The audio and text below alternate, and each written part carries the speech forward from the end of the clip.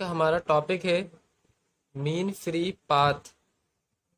एक gas molecule जो दूसरे गैस मॉलिक्यूल से कोलाइड करने के लिए फासला तय करता है, उस फासले को हम मीन फ्री पाथ कहते हैं।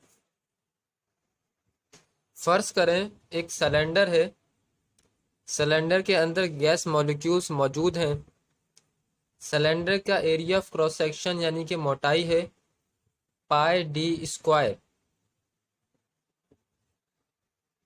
हम मज़ीद फ़र्ज़ ये कर रहे हैं कि इन गैस मॉलिक्यूल्स में से सिर्फ एक गैस मॉलिक्यूल है जो मूव कर रहा है और उस मॉलिक्यूल का रेडियस है डी, और वो जिस स्पीड से मूव कर रहा है वो है वी। और हम सपोज कर रहे हैं कि बाकी सारे मॉलिक्यूल्स स्टेशनरी हैं।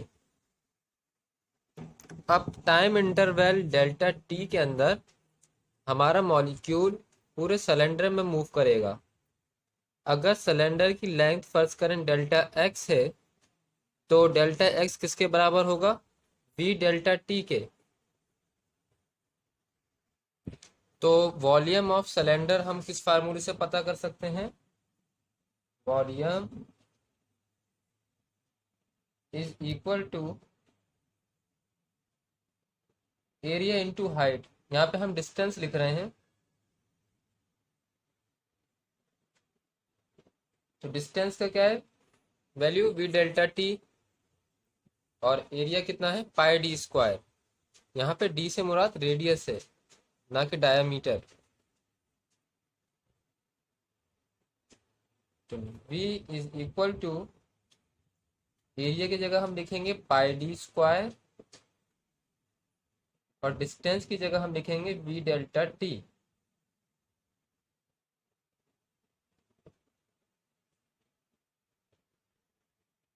अब सवाल यह है कि हमारा मॉलिक्यूल सिलेंडर में कितनी मर्तबा कोलाइड करेगा, कितनी मर्तबा टकराएगा। ऑब्वियस सी बात है कि जितने मॉलिक्यूल्स गैस के सिलेंडर में मौजूद हैं, उतना ही मर्तबा हमारा मॉलिक्यूल उन मॉलिक्यूल से कोलाइड करेगा। इसका मतलब number of collisions in time interval delta T हम कैसे पता कर सकते हैं? N B is equal to number of particles per unit volume into volume.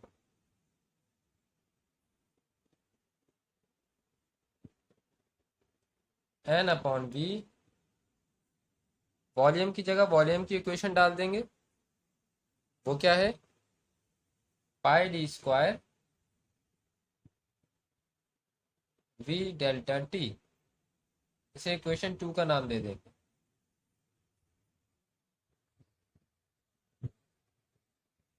हमने अपने मीन फ्री पाथ को शुरू में कैसे डिफाइन किया था? Length of path by number of collisions. तो हम लिख सकते हैं मीन फ्री पाथ को हम लैम्डा से शो करते हैं। Lambda is equal to length of path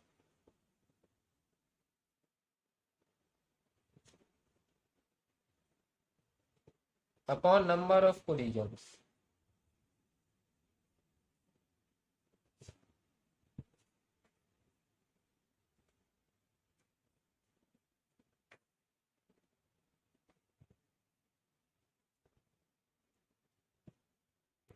length of path कितनी है?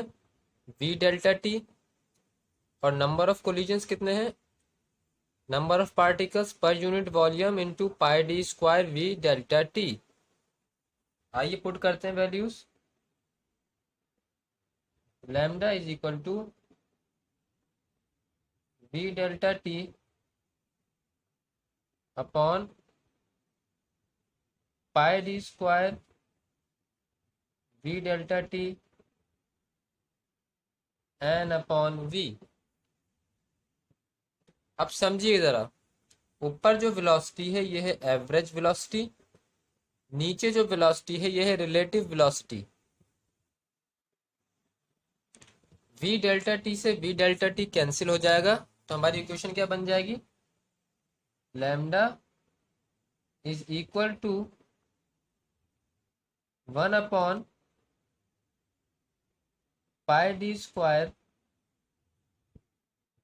n/v।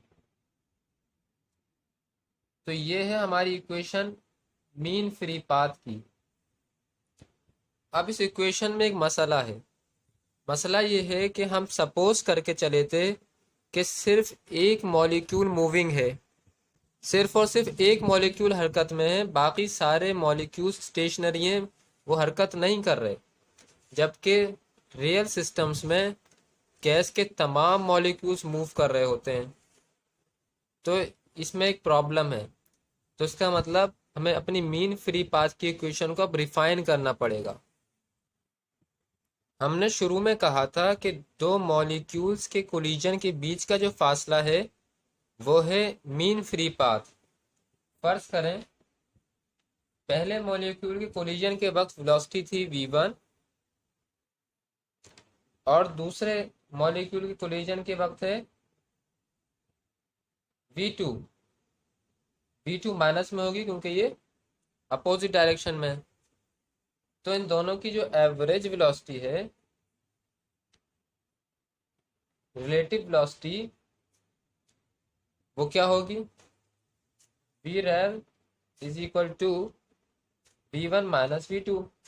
जब हम पहली वेलोसिटी में से दूसरी वेलोसिटी को माइनस करेंगे तो हमें रिलेटिव वेलोसिटी मिल जाएगी। इस रिलेटिव वेलोसिटी का मैग्नीट्यूड हम root of scalar product of velocity की मदद से निकाल सकते हैं। आइए देखिए, ये हमने वेक्टर्स के चैप्टर में पढ़ा है कि किस तरह से मैग्नीट्यूड निकालते हैं।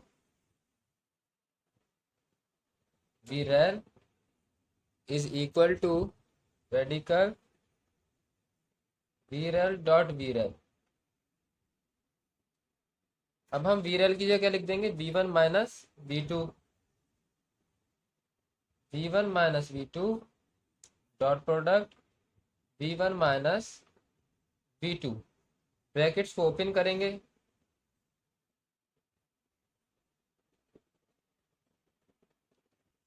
v1 dot v1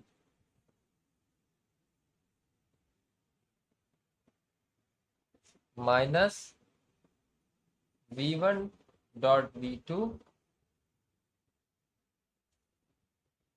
minus v1 dot v2 plus v2 dot v2।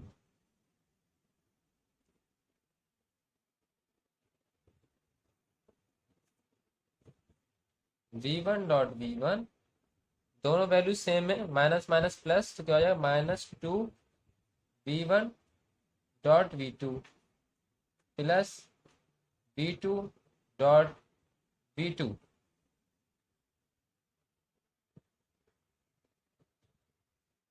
क्योंकि v1 v2 एक दूसरे से अनकोरिलेटेड है, इसलिए हम इसे नेग्लेक्ट कर देंगे। तो क्या बचेगा हमारे पास? सिर्फ v1 v1 ज़ा v1², ये 0 हो जाएगी वैल्यू, और v2 v2 ज़ा v2²।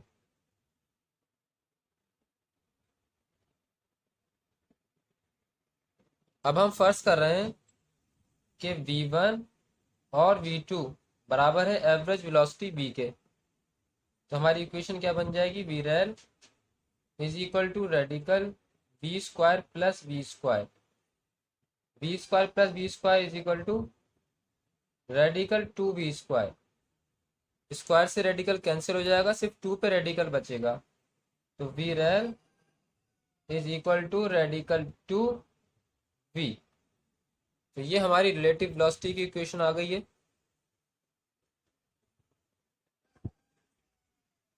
जो हमने शुरू में कहा था कि हमारा सिर्फ एक मॉलिक्यूल मूविंग है, बाकी सारे स्टेशनरी हैं, तो वो गलत था। हमारे सारे मॉलिक्यूल्स किस स्पीड से मूव कर रहे हैं? Radical 2v। अब हम अपने मीन फ्री पाथ को रिफाइन करेंगे। तो जो हमने वॉल्यूम ऑफ सिलेंडर की इक्वेशन निकाली थी, आइए देखते हैं। हमने निकाली थी v is equal to πd² v delta t। तो इस v वेलोसिटी की जगह हम क्या पुट कर देंगे, रेडिकल टू v। तो क्या बन जाएगा वॉल्यूम हमारा, v is equal to pi D square radical two v delta T.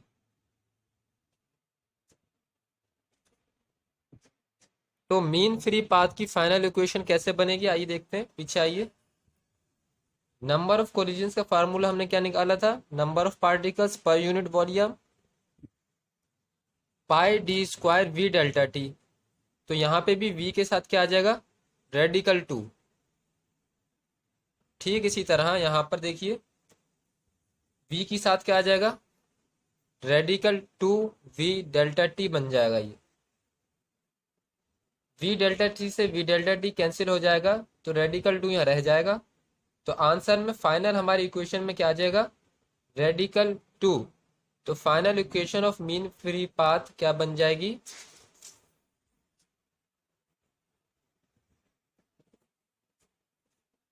Resulting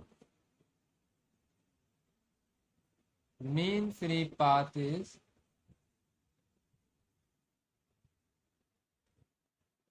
lambda is equal to 1/रेडिकल two pi D square n/v।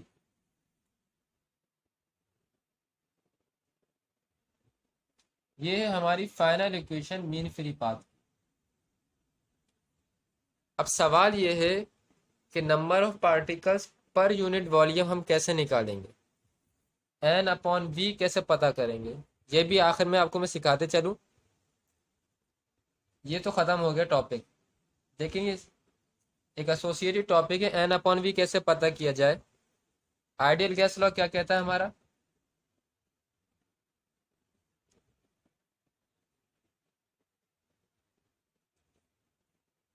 Here we are determining how to drive n/v।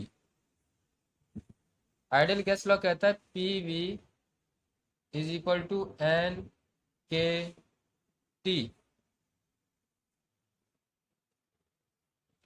v यहाँ multiply हो रहा है, वहां जाके divide करेगा, के T यहाँ मल्टीप्लाई हो रहा है, वहां जाके डिवाइड करेगा। तो n/v is equal to p/kt।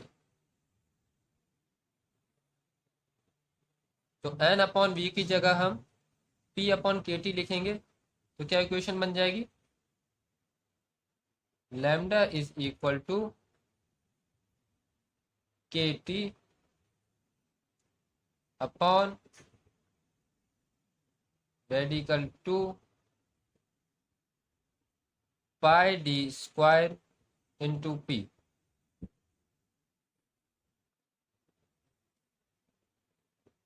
के से मुराद बोल्ट्जमैन कांस्टेंट है। तो ये हमारा आज का मीन फ्री पाथ का टॉपिक खत्म हो गया है। कोई सवाल हो तो आप कमेंट सेक्शन में जाके कर सकते हैं।